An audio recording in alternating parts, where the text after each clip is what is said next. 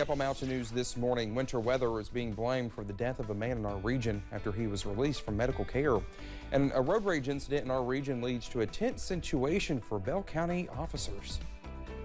Dedicated to Eastern and Southern Kentucky, this is WYMT Mountain News this morning.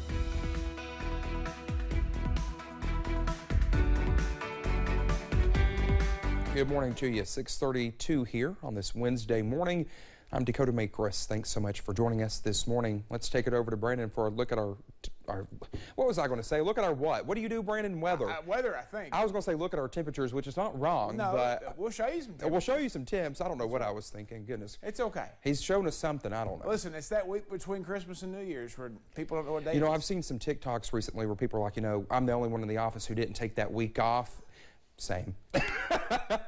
There you go. Yep. All right, let's get into the forecast this morning. We talk about some cameras. We go on down to I-75 at London, and you'll see some traffic picking up down that way. A little cooler, 23 at the London Corbin Airport, 19 just down the road in Manchester, 32 in Hazard there. Big swing along the Hal Rogers Parkway this morning. 18 in Clintwood, 14 in Jonesville, 30 in between those two in Wise, 24 in Irvin, 31 in Prestonsburg, 32 in Logan. Statewide, region-wide, I guess is in this case, Carbondale, Illinois is at 26, Paducah's at 30, Bowling Green, one of the cold spots this morning at 20, followed by Cincinnati across the river at 19, Tri-Cities over in southwest Virginia and East Tennessee also at 20. Breakfast forecast as you head out the door, not too bad out there this morning. We're going to split the difference and call it mid-20s out there by this morning, and then we'll head up pretty quickly as we head deeper into the day. Dakota? Brandon, thank you. Well, officials in Pulaski County say freezing temperatures could be to blame for a man's death. Donald Perdue's sister, Melissa Perdue, says he was in an accident several years ago. He severed his spinal cord and suffered a traumatic brain injury. Melissa says she obtained guardianship of her brother. Recently, Donald had been at Lake Cumberland Regional Hospital for several weeks, and Melissa explained she was working with his social worker to get him into a rehab facility before having him released from the hospital. But Somerset police say Donald checked himself out of the hospital Thursday afternoon against medical advice. The next day, officers say his body was found behind a business. Samantha Valentino has more about what happened. When they called me to tell me that my brother had left the facility and he signed himself out, he was already gone. So that's when me and my family started looking for him. But Melissa says her brother wasn't found until someone spotted his wheelchair and later his body behind an urgent care center. Just across the street from the hospital he had checked himself out of the day before. And from the evidence that's left, he started a small fire to try to stay warm.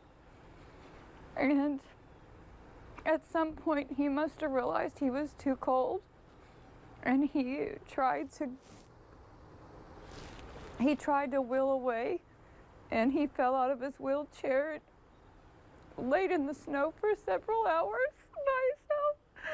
The coroner has not yet released an official cause of death. When they found my brother, they were very hesitant to tell me the condition of his body, and without going into too much detail, it was frostbite to the most extreme level. That was Samantha Valentino reporting. Melissa says as hard as it is for her to talk about her brother's death, she hopes telling his story will prevent this from happening to anyone else. Our sister station, WKYT, reached out to Lake Cumberland Regional Hospital, but has not heard back. Melissa says her calls have not been returned either.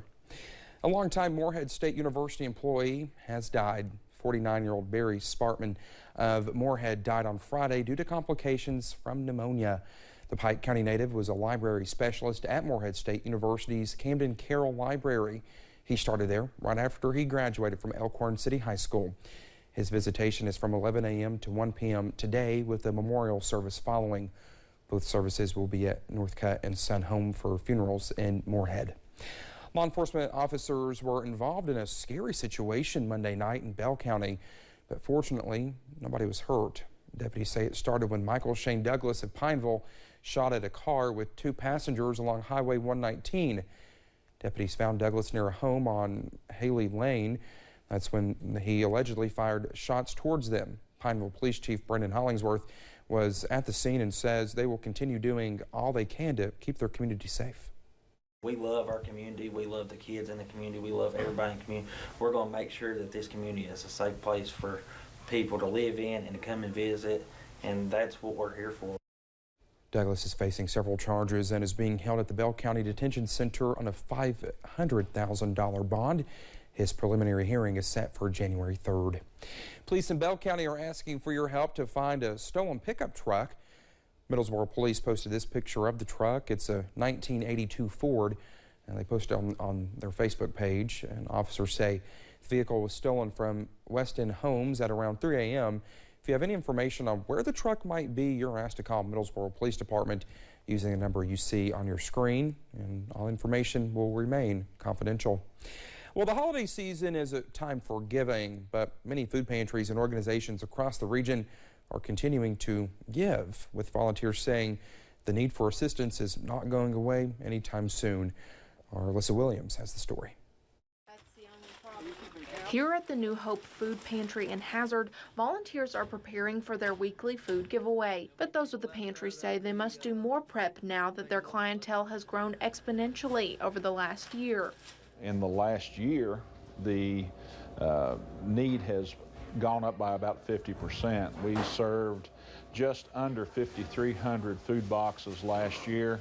We're pushing 8,000 by the end of this week, which is the last Tuesday of the year.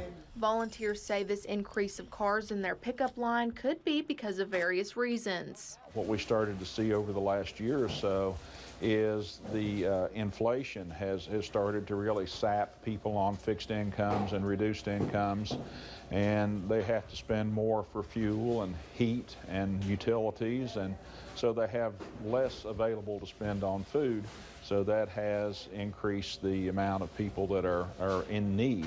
Kate's food tent coordinator, Kate Clemens, says the flood has also set many Eastern Kentuckians back, and she says she does not foresee this need going away anytime soon. And Eastern Kentucky has always had a need for food, but the flood has just drastically increased that. And it's hard reaching out for people to help because we are at the 6-month mark almost, because they don't realize that the need is still as significant as it was day one.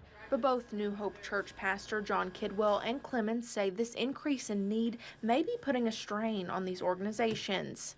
We're also limited a little bit in the number of volunteers and the amount of contributions that come in because, you know, unfortunately everything costs something. It costs time, it costs labor, it costs money.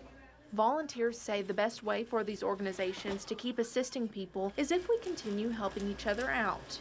You never know when you might need to be on the receiving end instead of on the giving end. So if we can serve and give with a good attitude, that really makes it easier for people to come and to receive the help that they need. Hoping to continue feeding the bodies, minds, and souls of those in the mountains. Alyssa Williams, WYMT Mountain News. Well, both the New Hope Food Pantry and Kate's Food Tent are looking to expand their reach and continue feeding Eastern Kentuckians. If you're looking for ways to contribute, you can visit WYMT.com. Well, the Housing Development Alliance in Hazard received a big donation yesterday. HDA was gifted a $50,000 donation from Elmer Whitaker and the Whitaker Foundation. The money will be used to help fund the affordable housing programs and flood recovery projects. The Whitaker Foundation also plans to send volunteers to help with those projects.